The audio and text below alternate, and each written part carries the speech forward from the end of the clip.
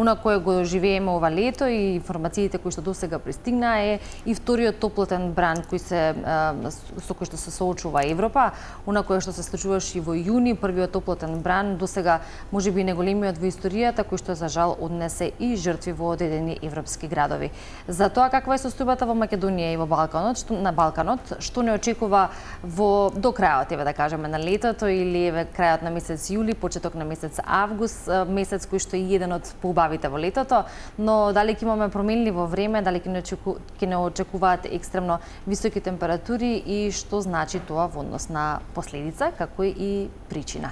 Повеќе за ова подетално, стручно и верувам доста интересно и јасно за нашите гледачи, ќе имаме можност да слушнеме нашиот гостин, веќе го најавивме, почитуваниот професор доктор Владо Спиридонов, кој што е, веќе знаат нашите гледачи, доктор по метеоролошки науки при Природно-математичкиот факултет во Скопје. Добро утро и добро дојдовте. Се радуваме на секое ваше појавување и присуство во Телма искрено.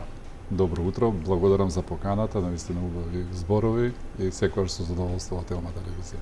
Задоволството е обострано. Обострано, да. Во овој некако се спои можеби со, како што споминавме, вашето појавување денеска, претпоставам дека не е нешто непознато за вас, нели, за затоплувањето конкретно, нели, и на светските океани.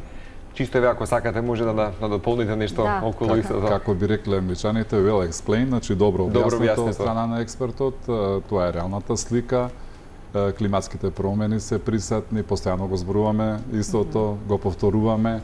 Температурата на планетата е зголемена за повеќе од 1,5 степени. Океаните, бидејќи 70% од целата планета се покриено со океани, мориња, тие, значи, водата има друг топлотен капацитет, ја задржува топлината, имаме поголеми испарувања и така натаму, одредени интеракции со копното.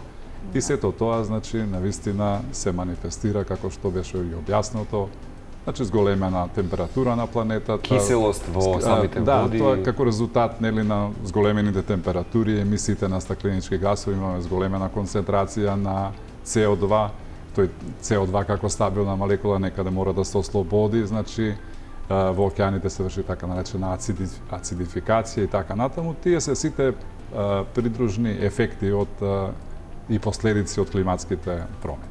Да, климатските промени честа тема и се разбира актуелна или неопходна за да се говори во моментов, заради тоа што веќе сме сведоци на она кое што се чувствува или времето во кое што живееме. И дел од прилогот беше дека токму и водените животни се разбира природно или инстинктивно си го бараат својот начин да можат да опстојат во такви услови и затоа почесто слушаме и гледаме дека одредени видови кои не се видени во до одредени области некако се забележани токму таму и тоа веројатно е исто резултат на. Само да дополнам, значи климатскиот систем е навистина премногу комплексен. Содржи повеќе компоненти, еве вие споменавте биосферата, тука е атмосферата, хидросферата, оној леден дел ние го нарекуваме криосфера и така натаму. Геосферата е она, значи самата земјина кора и внатрешноста. Сето тоа е пореметено во смисол системот е нестабилен, значи нормално загрејана планета. Нарушена е таа енергетска рамнотежа од тој систем, атмосфера, земја, океани и така натаму и нормално климатскиот систем има свој фидбек, односно повратни реакции кои што се манифестираат на одреден начин за да се воспостави тој еквилибриум.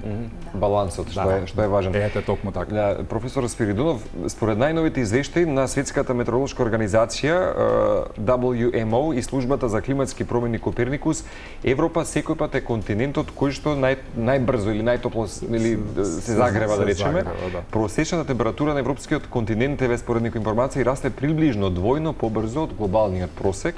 Последиците веќе се и забележителни, видливи почести топлотни бранови, посилни суши, намалени снежни покривки, поголем ризик од шумски пожари и поекстремни временски појави. Па да, на некој начин ова се поврзува со оно што го рековме дека океаните, морските површини, тие на некој начин побавно се загреваат, така?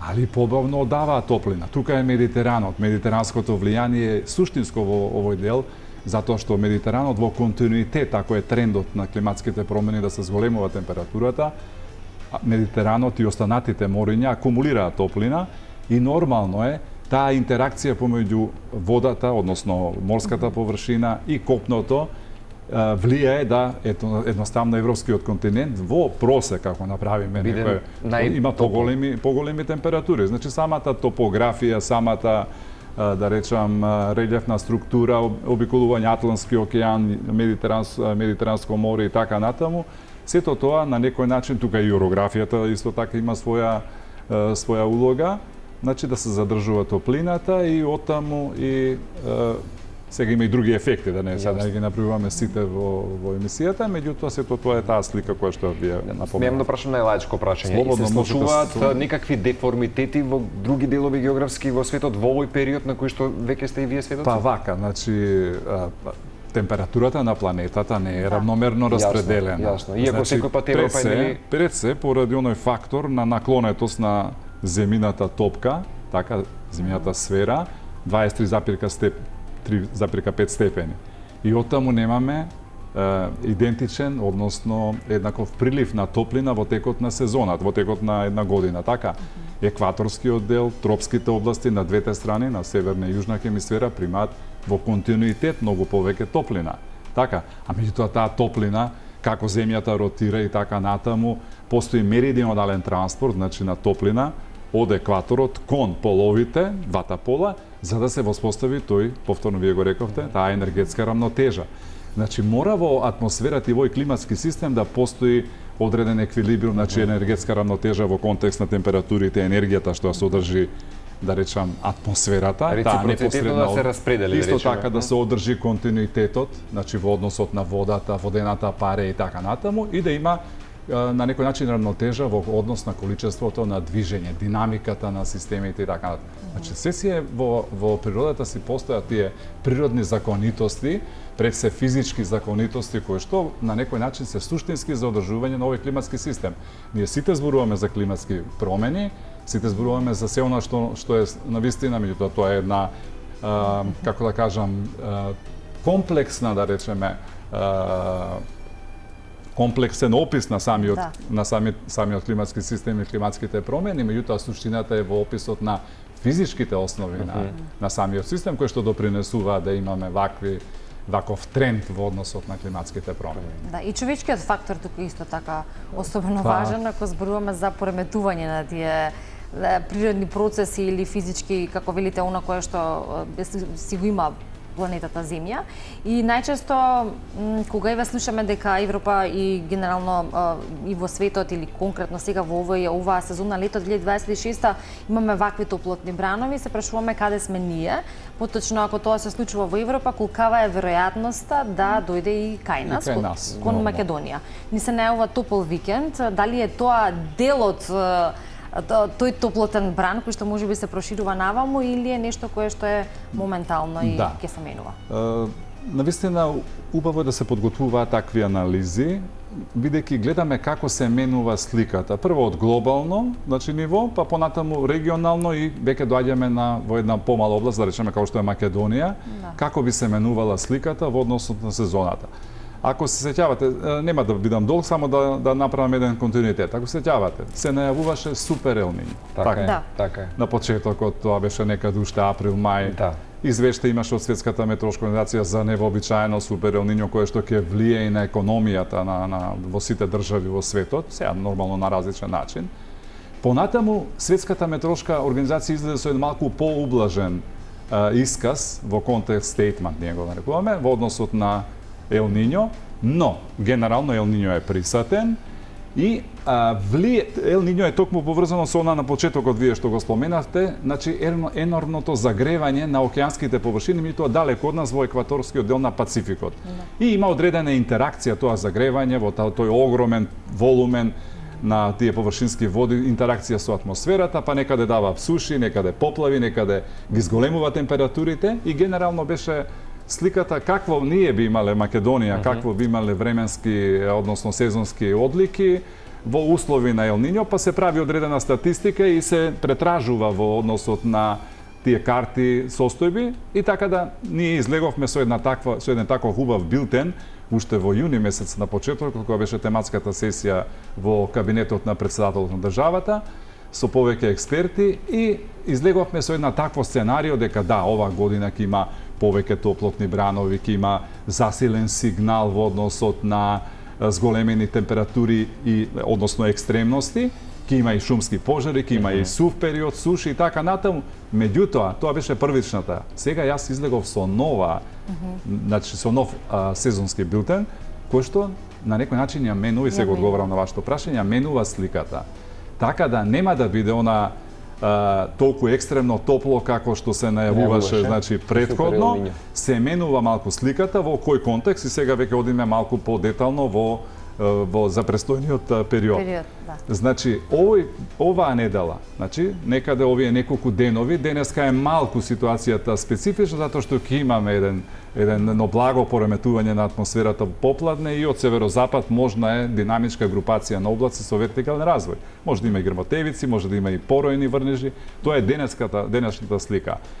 Меѓутоа, веќе од утре до неколку денови, посебно сабота, недела за викендот, ќе има период со повисоки температури, ајде го наречеме мини топлотен бран, меѓутоа според критериумите за појава на топлотен бран, тој не ги исполнува критериумите, затоа што беше ако сакате и тоа да го објасниме, затоа што во последователни 5 дена би требало температурата максимална, значи да биде поголема од просечната максимална за Скопје за јули е 32 степени, плюс 5 степени, треба да додадеме согласно, да речам, сите тие научни метеоролошки методологии кои што се применуваат, 37. И сега треба ние во континуитет најмалку 5 денови да имаме максимални температури на воздухот во Скопје околу 37 степени.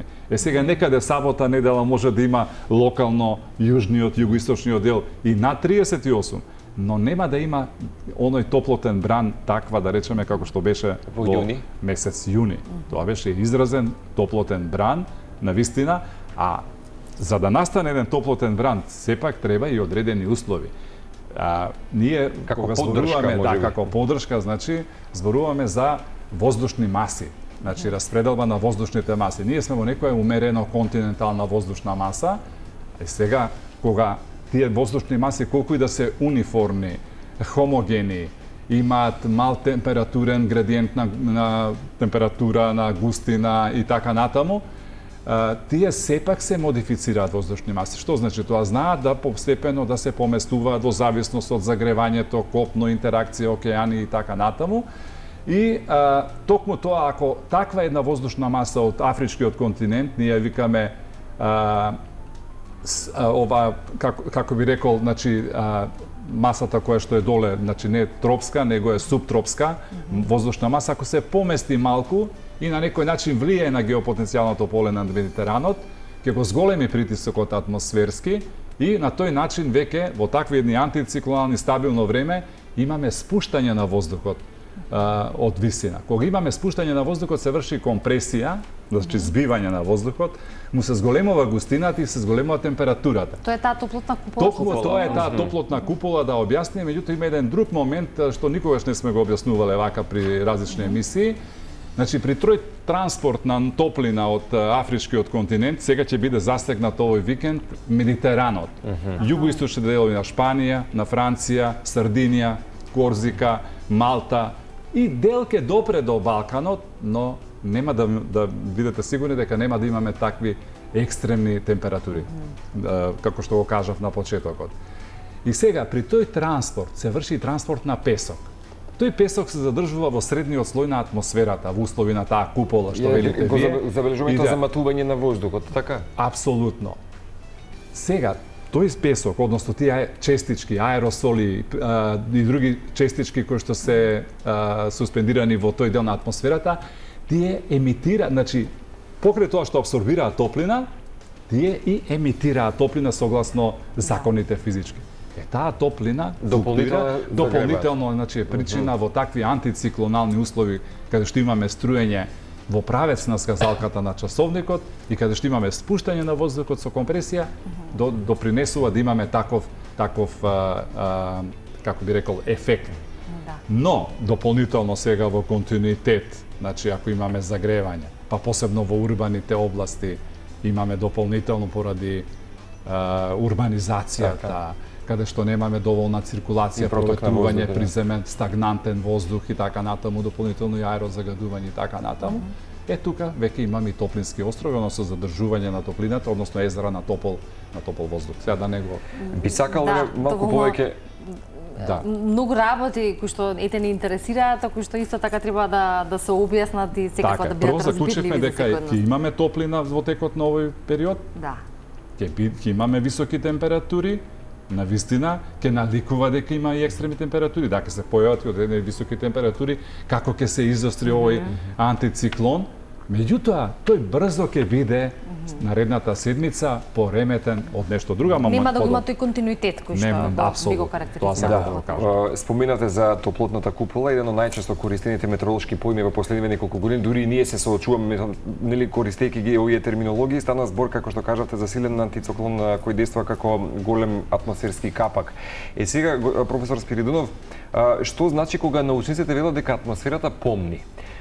Вели, не реагира само на временски услови од денес или вчера, таа памет и процеси кои што траат децении, јаглерод диоксид кој што денес се испушта во атмосферата може да остане таму стотици години. Вели, продолжувајќи да задржува таа топлина, затоа климатските промени се всушности долгорочен процес, последиците од денешни одлуки ќе чувствуваат и следни генерации. Треба да се вратиме сега пак на дојдовме до локално ниво, се треба да се вратиме пак на климатските промени. Да, тоа е долгорочен тренд.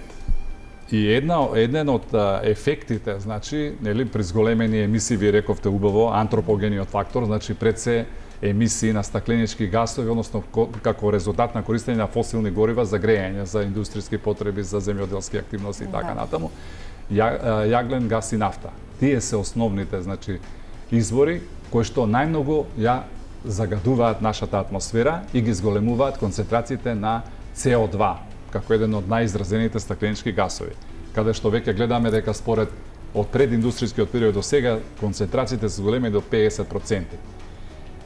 CO2, реков на почетокот, е молекула, е стабилна. Тешко се отстранува од атмосферата. Треба долг низ на години и така натаму, и затоа токму од овој аспект вие ова го споменавте. Меѓутоа, за ова може да дискутираме и во друга некоја прилика, каде што повторно ќе се вратиме на оној климатски процес на климатскиот систем и сите особености и повратни реакции, а ова што колешката, односно, го предочи во врска со најавите дека ќе имаме нов топлотен бран и така натаму, да ја ублажиме малку таа слика, дека нема така баш атмосферата да биде како што ние го предходно го најавувавме. Да, и сега тоа говори професоре за дека метеорологијата како наука подлежи на голем број истражувања и тоа е истражувања кои што треба да се одвиваат на пократок временски период, затоа што е многу непредвидлива, особено во последно време и самата промена на времето всушност го прави сето тоа. Вие имате голем број истражувања, се разбира со оглед на вашето искуство, но и истражувања кои што и моментално ги правите и кон кои што сте насочени. Кој е впечатокот за тоа дека ако пред летото или пред почетокот на оваа сезона пролет-лето се покажува според одредени истражувања одредена временска прогноза или нешто кое што би не очекувало, а за пократко време тоа се менува. Ние како луѓе сакаме секојдневно да слушаме и гледаме временската прогноза на апликации, но во последно време сме сведоци дека колку и да гледаме и да пратиме, веројатно тоа се менува многу побрзо. Ќе го објасниме тоа. Значи, јас кога објаснувам за овие атмосферски процеси, секогаш кажувам дека атмосферата има бранова природа.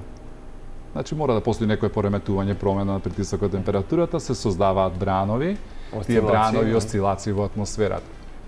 Значи, таа бранова природа носи со себе и одредена нелинеарност. Значи, нерамномерно флуктуирање на одредени параметри, температура, притисок, влага во одреден момент и во одреден простор. Да. Оттаму атмосферата има различна скалабилност. Од најмали милиметри, како димензии, тоа се турбулентни, некои вртлози мали, до најголеми вртлози планетарни, циркулацијата околу планетата. И од најмали временски скали, секунди, какви што се тие турбуленции, турбулентни вртлози, до најголеми, речеме, долги дистанци, какви што се климатските промени, кои што се манифестираат низ векови, низ години и низ векови. Затоа што имаме и астрономски фактор за климатските промени, имаме и планетарни фактори. Ние ги споменавме, антропогените се суштински. Оттаму предвидливоста на атмосферата, или ајде да се изразам стручно, прогнозата е специфична и таа мора да биде синхронизирана со размерната скала на атмосферата. Не разбирате? Да.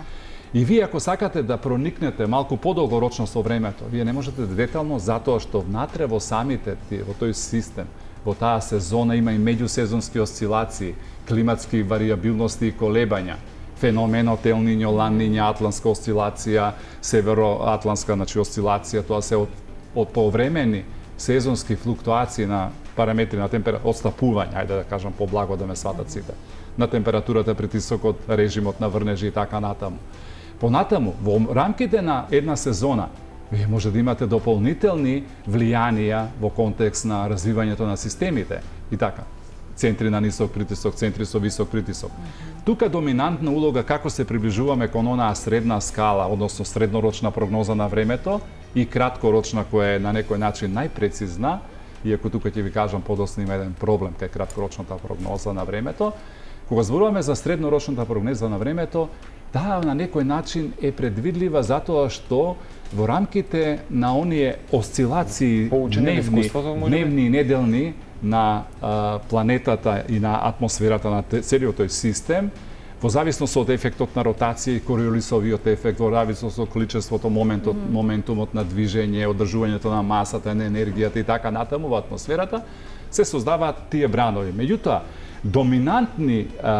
доминантен фактор се тие струи на висина кои што се создаваат како резултат токму на таа ротација на нашата планета од запад кон исток и разликата во температурите од екваторот кон половите. И на тој начин се создаваат тие млазни снопови, силни ветрови на висина, некаде, ајде да речеме, на 10.000 метри над нас, каде што летаат авионите, оние интерконтинентални летови, и тие на некој начин осцилираат. Кога осцилираат како синусоиди, кога се вдлабнуваат, носат ладен воздух од север. Али во предниот дел на синусоидата пак имаат нели како гребен, односно испакнатост, од тука се транспортира топол воздух. Мора да има некој баланс во атмосферата. Така на тој начин, тие млазни струи се предвозници на генерирање на атмосферските фронтови. Фронтовите, односно бранови, кои што разделуваат гранични површини, кои што разделуваат две воздушни маси со различни карактеристики. Тие фронтални бранови, на некој начин кога ќе се генерираат, има одредени области кои што се фронтогенетички, односно области каде што се создаваат тие циклони. Една од тие области за нас што е многу значајна е Дженовскиот циклон во областа на Дженовскиот залив. Зошто? Затоа што тука имаме ние Алпите се распространети широко од запад кон исток, тој цел масив планински, и при транспорт на ладен воздух од северните географски ширини, постепено тој ладен воздух ги заобиколува Алпите, дел успева ако има подемна сила да прејде преку Алпите, ама дел ги заобиколува, се создава бароклиност на атмосферата, затоа што веќе од Медитеранот имаме ние транспорт на влага и така натаму водена пареа, и тука веќе се создаваат тие вртлози со циклонска циркулација, кои што понатаму носат врнежи, бранови, кај нас и ја дестабилизираат атмосферата во текот на лето, а во текот на пролет се носат и доста врнежи кога имаме циклонска активност. Значи, тоа е една таа приказна која што сакав да раскажам, и сега кога ќе дојдеме до вие конкретно сега што го кажавте, малку јас го опишав овој целиот тој систем, најтешко е да се предвидуваат тие краткорочни временски прогнози кога имаме вакви грмотевични циклуси, облаци, кога атмосферата не е стабилна. Затоа што тие се јавуваат во помали скали. Видовте вие, пред само неколку денови, го споменавте 1 јули, кога имавме невреме, некаде во сличниот регион, како што беше, за жал, она катастрофално невреме од 6 август 2016 година, со помал интензитет на врнежи, меѓутоа доволно 70 дали реков 4 мм околу Црешово, 47 мм во Лисиче, односно село Лисиче, така да сосема голема количина, голем интензитет на врнежи за да направи повторно поплавување. Тие процеси се тешко прогнозливи, иако науката краткорочно еден ден, 2 до 3 може да ги предвидува тие успешно, меѓутоа Проблемот е тука со тие конвективни жаришта, односно каде ќе биде најака таа област, флеш флад, односно област која што може да биде зафатена од поплава и колкав ќе биде интензитетот на врнежите, тоа е малку енигма затоа што процесите се во помали скали. А тоа е најважно за подготовка. А тоа е најважно. Меѓутоа има методологии и техники како се пристапува, има, значи Европскиот центар за среднорочна прогноза како една од најразвиените невладени институции кои што се во Европа. Значи, располагаат со суперкомпјутерски, да речеме, центри, компјутери и методи, модели и така натаму, кои што навистина даваат една можност да се прогнозира времето, значи, подетално, попрецизно во различни скали. Ето, а околу краткорочните прогнози што споминавте? Да, краткорочните прогнози, да го објаснам и тој момент, да, денеска моделите на вистина во делот на краткорочните прогнози, да може успешно да ги симулираат процесите, мора да додат со помала скала, односно обработките да бидат на помали, да речеме, скали кога вие ќе дефинирате еден волумен од атмосферата и сакате да прогнозирате однесувањето, да го прогнозирате на атмосферата за еден ден, два однапред. Вие одите со квалитетни почетни полиња и гранични услови и понатаму користите одредени, да речеме, математичко-физички формулации на микрофизички процеси, процеси на радиација, односно краткобраново зрачење, долгобраново зрачење, површински процеси, параметризација на кумулативно и така натаму како подкрепа за да моделот може да isprocesira и да даде многу подетална слика за одредени атмосферски екстремности во помали скали. Значи, иако тоа е возможно, а понатаму што е најважно, значи ние ќе дадеме краткорочна прогноза еден до 2 дена, до 3 дена однапред, меѓутоа и може да дадеме најава, да кажеме дека во наредните 36 часови, во североисточните делови, моделот дава сигнал за зголемен интензитет на врнежи. Тука може да се развиваат и побурни процеси, треба да се внимава во контекст на флеш флад, односно ненајдени поројни поплави кои што може да се случат и така натаму. А понатаму со радарската технологија која што располага нашиот сервис национален, радарските центри, тие даваат многу подетализирано, меѓутоа тие даваат диагноза, односно моменталната состојба скенирана со радар, како изгледа нашето небо, односно каде има жаришта, каде се развиваат тие кели или клетки кои што се развиваат, дали се развиваат во Скопскиот дел, дали во некој друг дел област од Македонија. И се гледа структурата на самиот облак, се прават вертикални пресеци да се види каде е тоа најинтензивно, колку врнежи да очекуваме, дали очекуваме појави некој дополнително речеме појава на крупен град или и само интензивни врнежи, дали очекуваме силни ветрови во областа и така натаму, тоа се вика nowcasting, односно многу краткорочна временска прогноза и предочување, временско предочување, односно не најава, најавата е кога веќе најавуваме 2-3 дена однапред, а ова е веќе предочување со конкретно, значи, какво што би очекувале. Тука се и метеоролошкиот мониторинг, тука се и хидролошкиот мониторинг, следењето на нивото, протокот на реките, водостојот, метеоролошкиот мониторинг, упатување на сите оние податоци во делот на метеоролошките параметри и така натаму. Да, и во контекст на ова, кога веќе зборуваме за овие краткорочни прогнози, а споменавме дека со оглед на прашањето и она кое што се случува и топлотниот бран и загриженоста дали тоа ќе пристигне, рековме немаме таков континуитет, тоа го кажуваат прогнозите, но ако се осврнеме на ваквите електрични празнења, локални нестабилности, појава на невреме, веројатно по она што се случи на почетокот на јули, се прашуваме дали не очекува такво нешто до крајот на летото. Што велат? Да, што велат истражувањето? Вака многу интересно сценарио се развива и се промени, значи рековме излеговме сега со нов оперативен билтен, вие може да го покажете QR кодот и секој граѓанин да биде информиран. Да биде информиран. Значи јас искрено сметав дека тоа е значајно да се такви билтени оперативни. А каде е достапен и на QR кодот? Молам, достапен е, јас го доставив и до вашата телевизија за да може да го превземат QR код, се вели сам за летото 2026. Ако сакаат гледачите сега да не ја прераскажуваме целата анализа, може да го посетат тој сајт и за секој е достапен да си го даунлодираат прилогот и така натаму. Сега во односот на сценариото рековме. Значи, ако сега предстои овој мини топлотен бран или период каде што ќе имаме поголемо загревање и така натаму и повисоки температури, може и екстремни да има во долниот дел на течението на реката Вардар, југоисточна Македонија и така натаму, И тука да бидеме повторно малку засегнати од опасноста од шумски пожари. Значи, во тој дел треба да се внимава, значи, каде што се стандардно индексот на метеоролошкиот индекс за расплантување на пожари е висок, релативно. Значи, тоа треба да се внимава во овој период. Во делот исто така на здравствениот аспект, во контекст на останатите работи, може подолу во емисијата.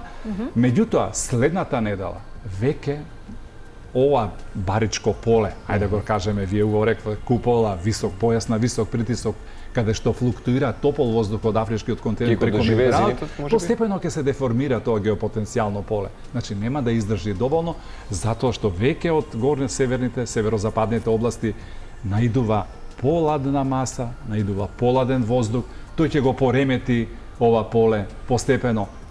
Веќе најавуваат колегите од Србија, најавуваат и можност за невреме кај ни во сабота, за локални временски непогоди.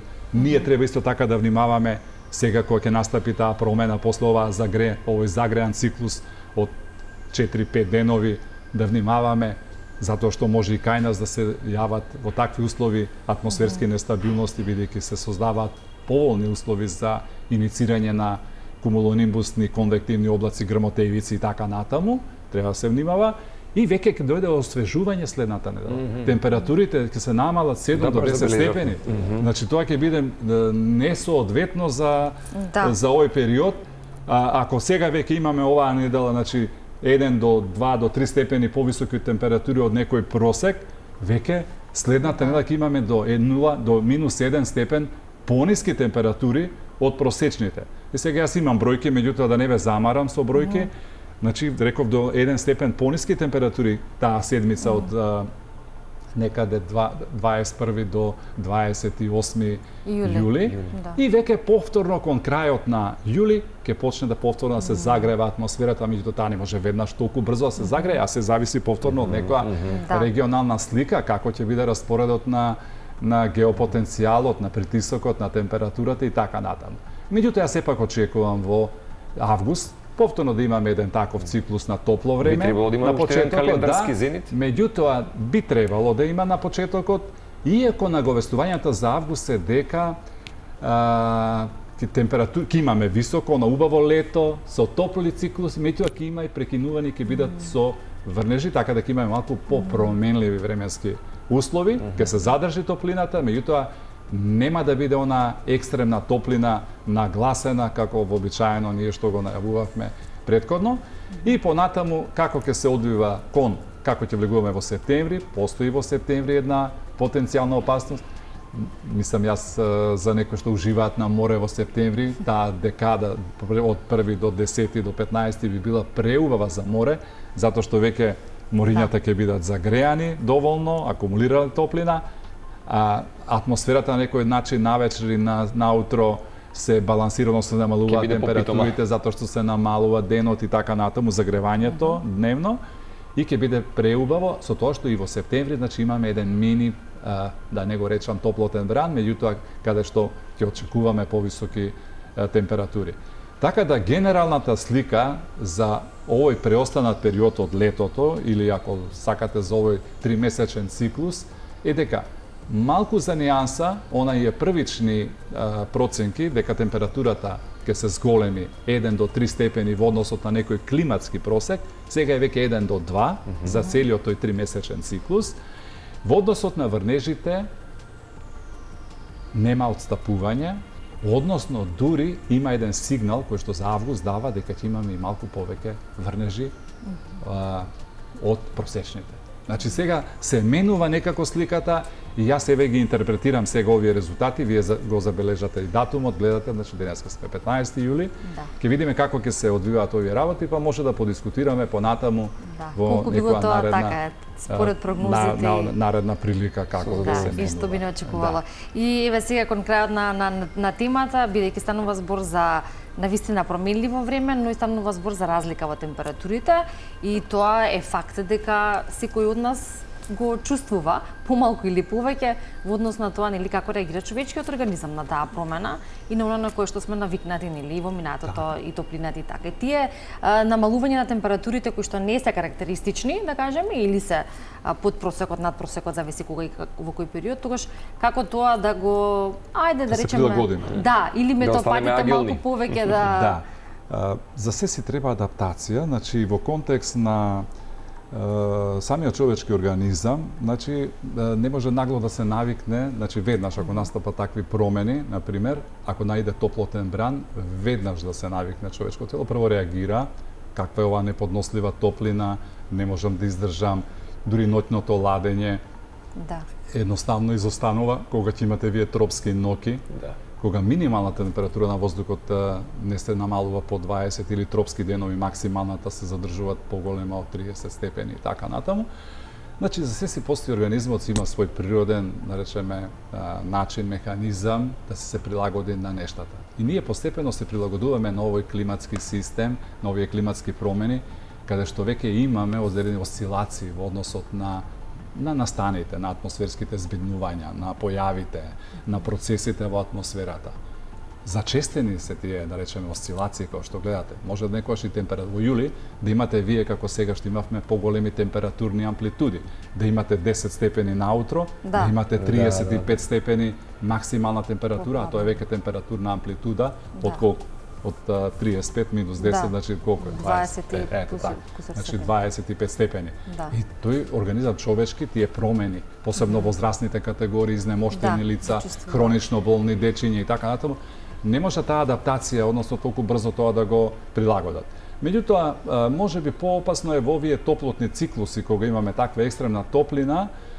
Тука е проблемот затоа што навистина тука се јавуваат различни негативни последици во контекст на топлотна исцрпеност, несвестица, топлотни отоци, топлотни удари, не дај Боже, и така натаму. Тоа се за сите тие категории што ги споменав, се најосетливи, најчувствителни на таквите, односно метеоропати и онија категорија на метеоропати кои што влијаат на тие промени, меѓутоа ние треба на тој начин да си најдеме еден природен дневен, да речеме, начин на практикување, например, избегнување на таа екстремна топлина, разладување и така натаму. Многу ми си одат на одмор и си уживаат во морските.